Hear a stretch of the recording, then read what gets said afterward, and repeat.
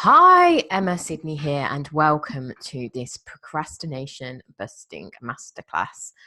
I'm very excited you are here, and this is going to be a 15-20 minute presentation where I'm going to talk all about those things, that lovely juicy subject of procrastination, and give you some hints and tips at quite a high level of what you can start to think about, because this is the sort of precursor to the procrastination busting challenge, which I will talk about, and it's how we will be applying some of these things in practice. But obviously it's a big subject, so I just wanted to record this and start to put some stuff out there so you can start to have a think about it. Also, if the procrastination busting challenge is for you. So let's get moving. So what I'm going to cover today is a little definition. Why do we procrastinate? Why stop procrastinating? I might also suggest that perhaps we don't want to stop procrastinating. Can it be a force for good? How to stop procrastinating, and whether the free procrastination busting challenge is for you. So I had a little Google, and Google suggested that procrastination is the art of delaying or postponing something. And I think this is quite a good definition, because actually one of the keys is that, you know what, yes, that's what we do. It's like we do something else instead of doing the thing that we think or want to do. And that's going to be some of the questioning around all of this. The other thing I will highlight is that, we want to have a little bit of lightness and fun with this, because we can get very frustrated when it comes to procrastination. My phone's going off. And I will explore that more on the challenge. Wait a minute, I'm turning that off. So we're just going to sort of have a bit of lightness. I want you to consider that as we're going through.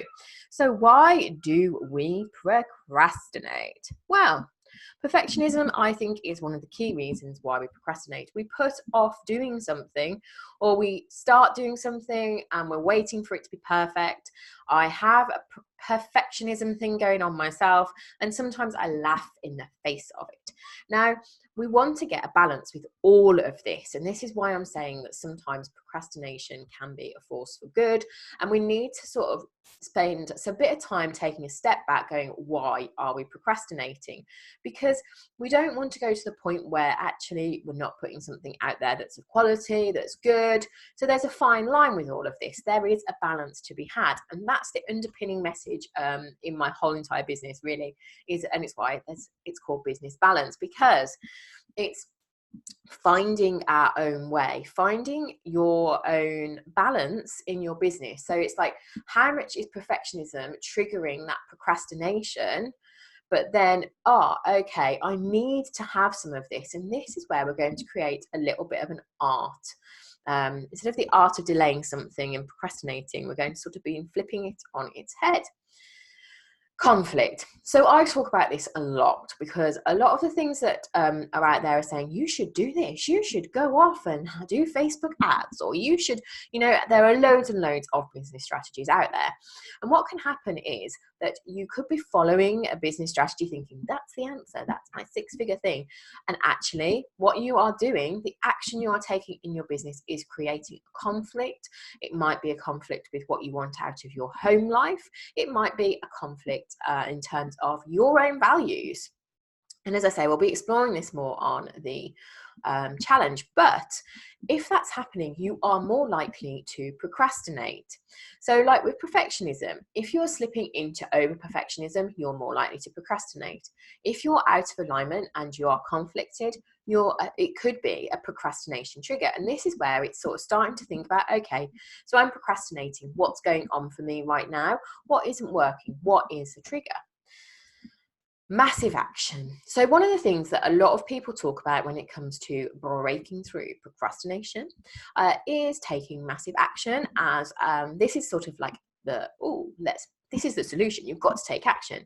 But again, if that massive action is in conflict, or if you're taking massive action and it's exhausting you, then you are more likely to procrastinate, because you're going to hit burnout, and you know what? Your mind is like, no, this is not for me. Also, yes, we want to be pushing our comfort zones in business and in our life, but if we're heading into that danger zone when we're taking that massive action, procrastination might come up.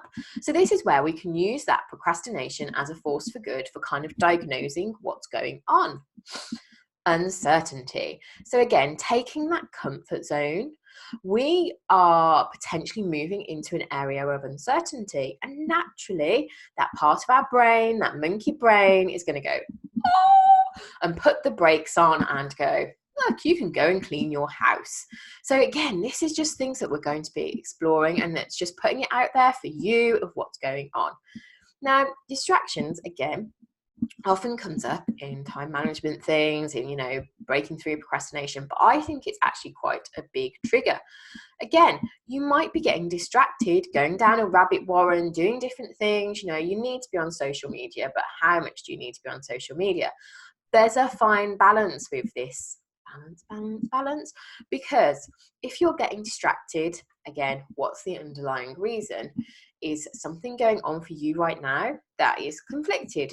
So distractions, if that's something that's happening, that is a potential trigger to start to explore a little bit deeper. Overwhelm. If you are hitting overwhelm with what's going on, you're trying to do too many things, a lot of this comes back to you are out of alignment. These are symptoms, if you like, of procrastinations. There are reasons that we can kind of slip into it. If you're going, oh my God, and you're totally overwhelmed, again, you are probably going to procrastinate. Shiny object syndrome. I think there's procrasti-learning that I've heard a term. This is where you're just going, I'm going to learn. Now, I love learning, and learning is a really valuable tool, especially when you're a small business, but it can be a procrastination trigger. It can be a symptom of putting off what's really important. And again, it's something to explore in terms of a trigger. Oh my God, am I having a bit of shiny object syndrome going on here? So why stop? I said this was a whistle stop masterclass. Why stop procrastinating? And should you stop? There is, I've alluded to this, a positive side to procrastination. It is something, it might be a bit of a red flag if you are procrastinating, because there is other things, the triggers that I've described already going on that perhaps you need to explore. Yes, there are tools, there are techniques, there are sort of things that you can be doing, but you know what? We need to, have that procrastination as a sort of trigger to go, okay, let's not beat ourselves up. Let's go, oh, let's explore this. Let's sort of think about it differently. So some of the benefits of reducing procrastination is it brings a sense of calm, because you know what? We are doing the things that are best for us. Can create confidence, because you know what? We are focused. We're seeing those results. We're creating that time and that space. We're perhaps having a little bit more fun. And that brings with it that sense of confidence. I've spoken about this a lot. Alignment. If you are in alignment in all the areas of your life and your business, and it's never like perfect, then that will help you. And that can be a result of stopping procrastinating, but also help you procrastinate less. Starting to let go of some of that stuff that we don't need to be doing, and we kid ourselves that we do need to be doing. That can be a nice thing about tackling procrastination and reducing it. When we start to look at reducing that procrastination, it means that there's more space and more time for us to actually achieve our dreams and desires and focus on that zone of genius. So these are some principles that we will be exploring more deeply in practice during the Procrastination Busting Challenge, but I just wanted to introduce them now, because these are the things that you can be doing that will help reduce procrastination. Again, there may be things that you go, I'm not quite doing that right now, so no wonder I'm procrastinating. So number one is purpose. And I'm a big believer in that whole why. So why am I doing that? And the more consciously you can bring that purpose into what you're doing day to day, tangibly, and we will be exploring this in terms of the Procrastination Busting Challenge practically, then the less likely you are to procrastinate about what you are doing. The next one is plan. Now, plan is one of those things that I think a very personal thing. And again, this is where it's finding your balance. It's finding your way to plan, because planning can be a very, very valuable tool, but for some people it can be quite restrictive. And again, it's finding that balance yourself. And we'll be exploring that during the challenge. Now, one of the things I do is I bring frameworks into it so that you have a framework that you can use and then adapt that, and that brings that flexibility and that creativity, because planning can be quite restrictive if it's done in a way that doesn't work for you.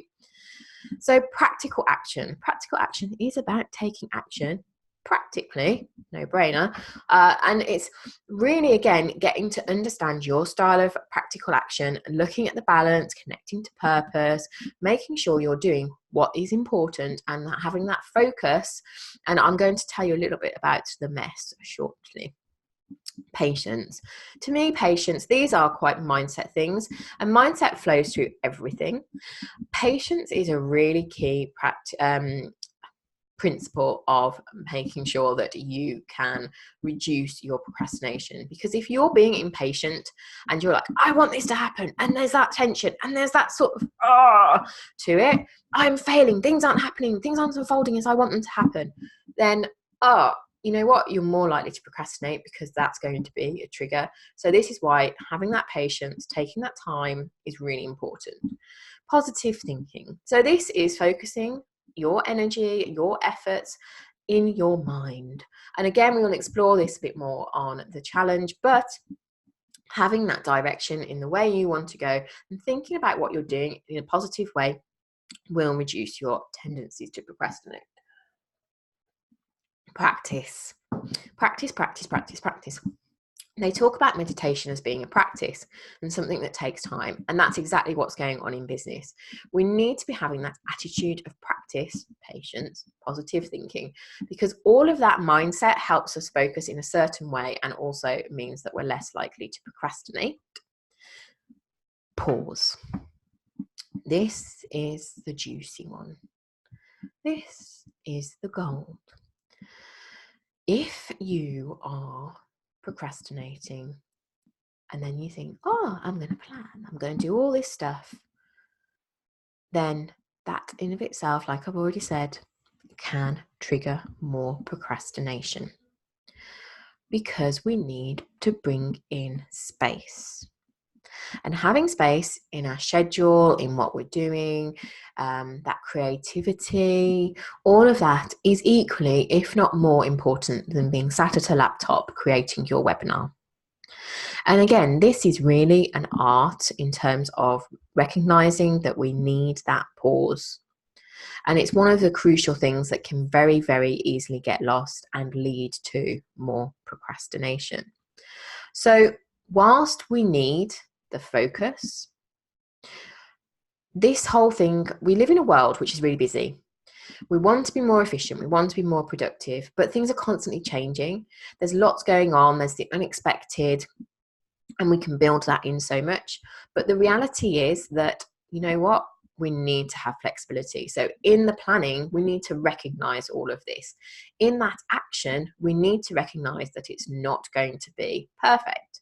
We need to have some fun with it and kind of recognize our tendencies and kind of go, oh my God, that's not quite working for me now, and I'm going to do something about it, but I'm going to do about it in a fun way. I'm missing out on creativity right now, so I need to do something like completely mad. And that brings it with that freedom, because you know what, we need all of this stuff to be combined. It's not just about having structure. It is about finding a balance through all of this, and that will reduce those procrastination tendencies. And it's also thinking about, when are we labeling something as being procrastinating, when actually it's us needing that pause. It's us needing that space to be creative, because we haven't built enough space into what's going on. We haven't recognized that we need that flexibility, because procrastination can lead to inspiration. So it's just bringing that more conscious awareness into what we're doing. So the Procrastination Busting Challenge is a free 5-day challenge. Well, we'll be exploring some of these in more detail, so you can start to unpeel the layers of the onion and really start to create that business model, if you like, that works for you. But we are going to apply my procrastination busting framework, which is I've called my business balance framework, which is a practical step-by-step framework that will be used. It applies a lot of the principles that I've already talked about, but in a very practical, tangible way. So you can see how you can use that in your business. But for the purposes of the challenge, we are going to be mapping out your 2020 funnel. So this is about looking at your client journey. This is the way I describe a funnel. So it's about having a saleable funnel. You might want to link it to, you know, how you're going to promote, how you're going to market, how you're going to offer what you're doing. And it's going to be a structured approach using the business balance framework, so that, you know what, it attracts your ideal client, but also it's something you love. It's connected to your purpose, because you are much more likely to do it if it is connected to your purpose. So we're going to be hitting those principles of procrastination busting in a very practical way. So if you're looking to grow your business online, you could already have some elements of the funnel and it's not quite working right. Your marketing, it's just taking a lot of time. You want to look at how you can refine it. So we'll be looking at, you know, mapping that out. You might not even have a funnel. You might have some elements of it. You might be exploring it. You might have done 20 challenges and you're still not getting anywhere. That's okay, because this is all about mapping out what you're going to be doing in 2020. It will work if you have an existing funnel, and it will work if you don't, because it's about busting that procrastination. So if you're putting off really ramping it up, if you're procrastinating about getting your stuff out there, it's not quite working, there's something jarring, it's not in alignment, it's in conflict, this is perfect for you. So I would love to see you on the challenge. You've just got to sign up under this video and lots of loveliness will be coming your way. It's starting on the 13th of January, Monday. And we'll be working together over those 5 days. If that is not for you, but you still want to know more about how I can help you with procrastination, then you can get in touch with me. That's cool. There's going to be a link in here to my Facebook group as well, and other things. So there are loads of ways you can get in touch with me and we can have a chat. So I would love to see you on the challenge. We're going to have some fun with this. It is going to be a bit messy. It is bringing all of this together. And this is quite a high level presentation, just showing you some of those things that we can be exploring during the challenge. But as I say, that will be translated into a practical, tangible activity, so you can see how that framework can work for you and your business, because it can be applied across all different areas of your business. So like your wider, bigger picture business, when you're actually getting down into the nitty gritty of planning your course, it's a framework that can be mapped over everything. And the idea is that it uses those procrastination busting principles to really enable and support you to achieve what you want to achieve. So have a fantastic rest of your day, and I will speak to you soon.